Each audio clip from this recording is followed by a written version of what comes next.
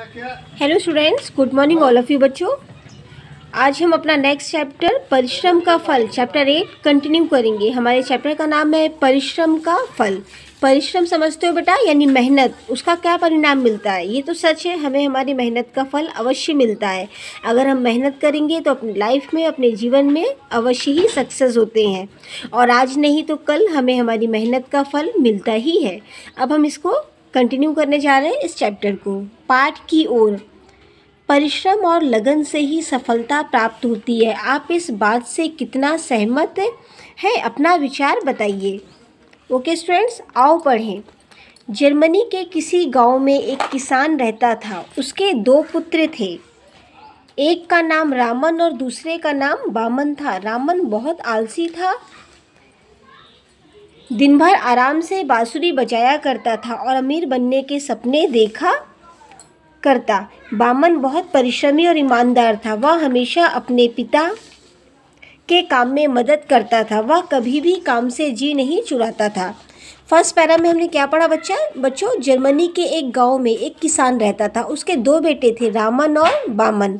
जो रामन था वह क्या करता था? दिन भर आराम से बांसुरी बजाया करता था, किंतु बामन बहुत परिश्रमी और ईमानदार था।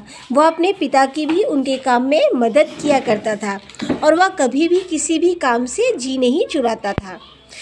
फर्स्ट पैरा में हमने पढ़ा कि एक किसान थे, उसके 2 बेटे थे, रामन और बामन। एक दिन बामन खेत में काम कर रहा था। काम करने के बाद वह एक पेड़ के नीचे आराम करने बैठा था। उस पेड़ पर 2 तोते बैठे बात कर रहे थे।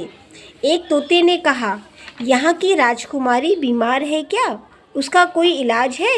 दूसरे तोते ने कहा, है क्यों नहीं।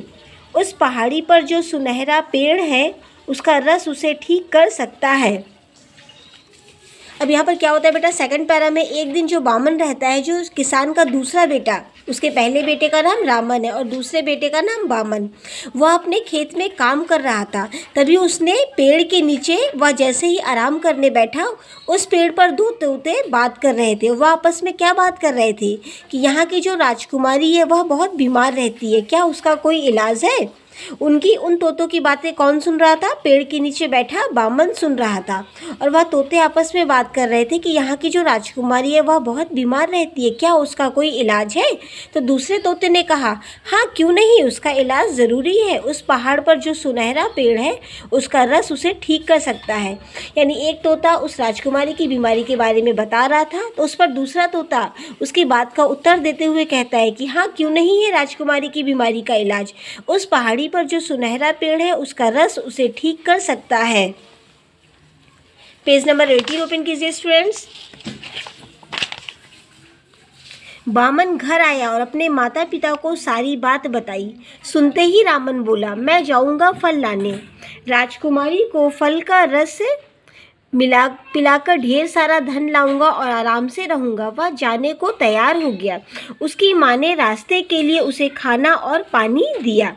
अब यहाँ पर क्या होता है? बामन अपने घर आया और उसने अपने माता पिता को सारी बात बताई, और सुनकर रामन बोला, यानी जो जो मेहनत नहीं करता था बेटा, जो बहुत ज़्यादा आलसी था, जब उसने अपने भाई बामन की बात सुनी तो उसने क्या बोला? मैं जाऊंगा फल लाने और राजकुमारी को फल का रस पिलाकर ढेर सारा धन लाऊंगा और आराम से अपना जीवन यापन करूंगा। वह जाने को तैयार हो गया। उसकी माँ ने रास्ते के लिए उसे खाना और पानी दिया। जैसे ही रामन जाने के लिए तैयार हो गया, उस फल का रस उसकी माँ ने क्या किया? अपने बेटे के लिए रास्ते के लिए खाना और पानी रख दिया। वह पहाड़ी चढ़ रहा था कि एक बुढ़िया सामने आ गई। उसने रामन से कहा, बेटा 2 दिन से मैं भूखी हूँ, कुछ खाने के लिए हो तो दे दो। रामन ने गुस्से में कहा, हट बुढ़िया, तुझे खिला दूंगा तो मैं क्या खाऊंगा। यह कहकर वह पहाड़ी पर चढ़ने लगा। अचानक उसका पैर फिसला और वह दूसरी तरफ खाई में जा गिरा। अब यहाँ पर क्या होता है? जैसे ही रामन मतलब राजकुमारी के लिए पहाड़ी पर जा रहा होता है उस फल का रस लेने के लिए, तो वह जैसे ही पहाड़ी पर चढ़ रहा था कि एक बुढ़िया उसके सामने आ गई और उसने रामन से कहा, बेटा मैं 2 दिन से भूखी हूँ, कुछ खाने के लिए हो तो तुम मुझे दे दो। रामन ने गुस्से में कहा, हट बुढ़िया, अगर मैं तुझे खिला दूंगा तो मैं क्या खाऊंगा? यानी अगर मैं अपना खाना तुझे दे दूंगा तो क्या मैं भूखा रहूंगा और मैं क्या खाऊंगा? यह कहकर वह पहाड़ी पर चढ़ने लगा। अचानक उसका पैर फिसला और वह दूसरी तरफ खाई में जा गिरा। अब यहाँ पर क्या होता है, यह कहकर वह पहाड़ी पर चढ़ने लगा। अचानक उसका पैर फिसला और वह दूसरी तरफ खाई में जा गिरा। खाई यानी स्टूडेंट्स गड्ढे को बोला गया है कि अचानक उस रामन का पैर फिसला और वह दूसरी तरफ जाकर खाई में गिर गया। कई दिन हो गए, रामन नहीं लौटा तो बामन चलने को तैयार हुआ। माँ ने उसे भी रास्ते के लिए खाना और पानी दिया। पहाड़ी के निकट उसे वही बुढ़िया दिखाई दी। उसने बामन से कहा, बेटा 2 दिन से भूखी हूँ, कुछ खाने के लिए हो तो दे दो। रामन ने उसे आधा खाना और पानी दे दिया। फिर वह पहाड़ चढ़ने लगा। उसके पैर फिसल रहे थे। अचानक उसके पैर के पास एक तोता मूर्छित होकर आ गिरा। उसने तोते की चोंच में पानी डाला, वह उड़ गया। अचानक उसके पैर फिसलने बंद हो गए। वह आराम से पहाड़ी पर चढ़ा और फल तोड़ लाया। नीचे आया तो देखा कि वही बुढ़िया खड़ी मुस्कुरा रही थी। अब यहाँ पर क्या होता है बेटा, कई दिन जब बीत जाते हैं और रामन वापस अपने घर नहीं आता तो बामन भी वहाँ जाने को तैयार हो जाता है। माँ ने उसे भी रास्ते के लिए खाना और पानी दिया। पहाड़ी के निकट जैसे ही वह पहुँचता है उसे वही बुढ़िया दिखाई दी और उसने बामन से कहा, यानी उस बुढ़िया ने बामन से कहा, बेटा मैं 2 दिन से भूखी हूँ, कुछ खाने के लिए हो तो तुम मुझे दे दो। रामन ने क्या किया, उसे आधा खाना और पानी दे दिया। रामन ने उसे आधा खाना और पानी दे दिया। फिर वह पहाड़ चढ़ने लगा। उसके पैर फिसल रहे थे। अचानक उसके पैर के पास एक तोता मूर्छित होकर आ गिरा। अब यहाँ पर क्या होता है, अचानक एक तोता उसके पैर के पास आकर बेहोश होकर आ गिरा। उसने तोते की चोंच में पानी डाला तो वह तोता फिर से उड़ गया और अचानक उसके पैर फिसलने बंद हो गए। वह आराम से पहाड़ी पर चढ़ा और फल तोड़ लाया। नीचे आया तो देखा कि वही बुढ़िया खड़ी मुस्कुरा रही थी।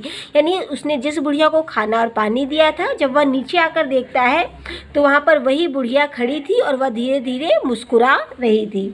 Page number 19 students. वह राज दरबार में गया और राजा से कहा, मैं राजकुमारी को ठीक कर सकता हूँ। यानी वह राज दरबार में जाता है और राजा से क्या बोलता है, मैं राजकुमारी को ठीक कर सकता हूँ। राजा का मंत्री बोला, जिसे बड़े बड़े वैद्य ठीक नहीं कर सके उसे तुम कैसे ठीक कर सकते हो। यहाँ पर जो राजा का मंत्री है, वैद्य किसको बोला गया है, डॉक्टर को। जो चिकित्सक होते हैं, जो हमारा इलाज करते हैं, उनको हम वैद्य यानी डॉक्टर बोलते हैं।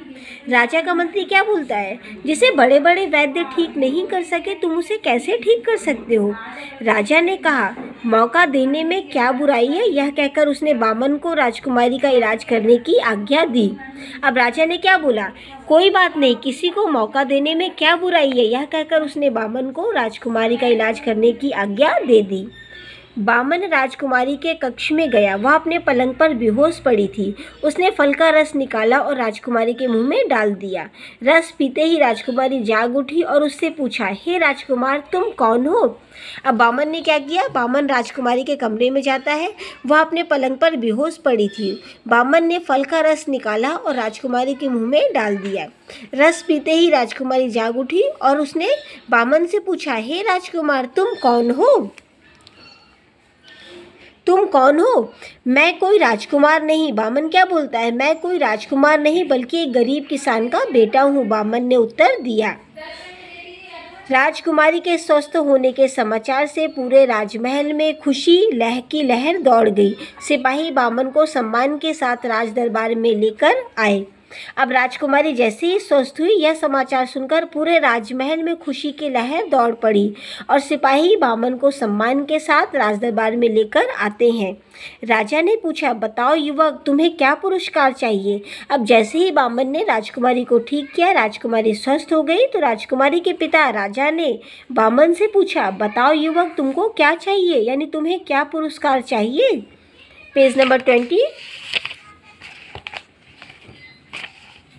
बामन बोला, मेरे पास थोड़ी बहुत ज़मीन है, यदि आप मुझे 5 एकड़ ज़मीन दे दो तो मैं उस पर खेती करके आराम से रह सकूँगा।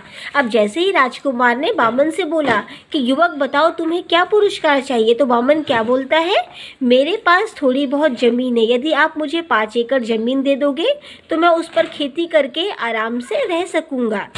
राजा ने कहा, तुम सचमुच बहुत परिश्रमी और ईमानदार हो, तभी तुमने इतना छोटा पुरस्कार मांगा। हम तुम्हारी शादी अपनी बेटी रोजी से करके तुम्हारा राज तिलक करना चाहते हैं। अब राजा ने बामन को क्या बोला, यानी जैसे ही बामन ने राजा से पुरस्कार मांगा, सिर्फ उसने 5 एकड़ ज़मीन मांगी बच्चों। वह चाहता तो कुछ भी मांग सकता था, लेकिन उसके मन में लालच नहीं था। उसने क्या मांगा, राजा से 5 एकड़ ज़मीन मांगा। तो राजा ने क्या बोला, बामन तुम सचमुच बहुत परिश्रमी और ईमानदार हो, तभी तुमने इतना छोटा सा पुरस्कार मांगा मुझसे। हम तुम्हारी शादी अपनी बेटी रोजी से करके तुम्हारा राज तिलक करेंगे। अब राजा ने बामन को क्या बोला, वह बामन से इतना प्रसन्न हो गया कि उसको बोलता है कि मैं अपनी बेटी रोजी से तुम्हारी शादी करके तुम्हारा राज तिलक करना चाहता हूँ। बामन बोला, इसके लिए सबसे पहले मैं अपने माता पिता से आज्ञा लेना चाहता हूँ। बामन ने राजा के प्रश्न का उत्तर देते हुए कहा, इसके लिए तो मैं सबसे पहले अपने माता पिता से आज्ञा लूँगा, तभी मैं आपकी राजकुमारी से विवाह करूँगा, जब मुझे मेरे माता पिता आज्ञा दे देंगे। राजा बामन की माता पिता के लिए सम्मान भावना को देखकर प्रसन्न हो उठा। उसने कहा, उनसे हम स्वयं तुम्हारे विवाह की आज्ञा प्राप्त करेंगे। धन्य है तुम्हारे माता पिता, जिन्होंने तुम्हारे जैसा आज्ञाकारी, होनहार और परिश्रमी पुत्र पाया है। अब जो राजा था बेटा, वह बामन की बात सुनकर बहुत खुश हुआ और उसने क्या बोला, तुम्हारे मन में अपने माता पिता की यह सम्मान भावना को देखकर मैं बहुत ज़्यादा प्रसन्न हूँ। और राजा ने बामन से कहा कि मैं स्वयं तुम्हारे माता पिता के पास जाऊँगा और अपनी पुत्री से तुम्हारे विवाह की बात करूँगा। धन्य है तुम्हारे माता पिता, जिन्होंने तुम्हारे जैसा आज्ञाकारी, होनहार और परिश्रमी पुत्र पाया है। राजा ने उसके माता पिता से आज्ञा लेकर उसकी शादी राजकुमारी रोजी के साथ कर दी। वह राजकुमारी के साथ राजमहल में रहने लगा तथा उसके माता पिता के लिए राजा ने बहुत बड़ा महल बनवा दिया। उसमें सुखपूर्वक वे सभी रहने लगे। अब क्या होता है, लास्ट में राजा ने उसके माता पिता से आज्ञा लेकर उसकी शादी अपनी बेटी राजकुमारी रोजी से कर दी और बामन राजकुमारी के साथ राजमहल में रहने लगा तथा उसके माता पिता के लिए राजा ने बहुत बड़ा महल बनवा दिया, जिसमें वे सभी सुखपूर्वक रहने लगे। तो स्टूडेंट्स, हमने इस चैप्टर को पढ़ा और समझा, तो देखा आपने परिश्रम का फल। अब आपको इस चैप्टर की मीनिंग क्लियर हो गई होगी। मैंने आपको वैसे ही बताया था कि मेहनत करने पर बेटा आज नहीं तो कल हमें उसका परिणाम अवश्य ही मिलता है। आज का यह चैप्टर परिश्रम का फल हमने अपना कंटिन्यू कर लिया है। नेक्स्ट वीडियो में इसके जो भी एक्सरसाइज है स्टूडेंट्स, हम उसको कंटिन्यू करेंगे। Okay students.